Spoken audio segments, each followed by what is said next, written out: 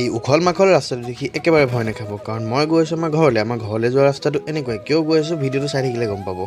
মোৰ মুখত এই প্ৰকাণ্ড হাঁহিটো দেখি আপোনালোকে হয়তো ধৰিব পৰা নাই, কাৰণ মই কিয় ইমান আজি সুখী হৈ আছোঁ। কাৰণ আজি আমি গৈ আছোঁ অলপ বজাৰ কৰিবলৈ, আমাৰ বিয়া এখন আহি আছে, সেইকাৰণে আমি গৈ আছোঁ অলপ বজাৰ কৰিবলৈ। আকৌ ওলাই পেলাই হোৱাই নাই, সেইকাৰণে মই গাড়ীখনকে ঘূৰাই ল'বলৈ বাহিৰলৈ ওলাই আহিলোঁ। গাড়ীখন এইখিনিতে আমি পাৰ্কিং কৰিলোঁ, কাৰণ আগত পাৰ্কিঙৰ জেগা নাই, তো সেইকাৰণে গাড়ীখন ইয়াতে থৈ আমি গৈ আছোঁ খোজকাঢ়ি লাহে লাহে আগলৈ।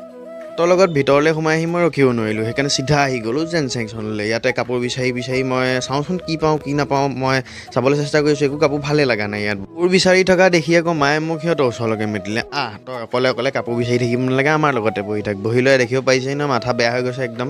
এনেকৈ বহি থাকোঁতেই পিছপিনৰ পৰা ভণ্টিয়ে মাত দিলে মোক যে দাদা এইটো চাচোন কি। তাই কৈছে এইটো পিন্ধি ভাল লাগিব চাগে। মই কৈছোঁ এইটো পিন্ধাতকৈ গামোচা পিন্ধি থকাই ভাল। কি কৰে ৰাইজ? বজাৰ কৰি ওলাই অহাৰ পিছত মায়ে ক'লে আকৌ বোলে ভোক লাগিছে, সেইকাৰণে এইখন হোটেলতে সোমাই কিবা এটা খাই লওঁ।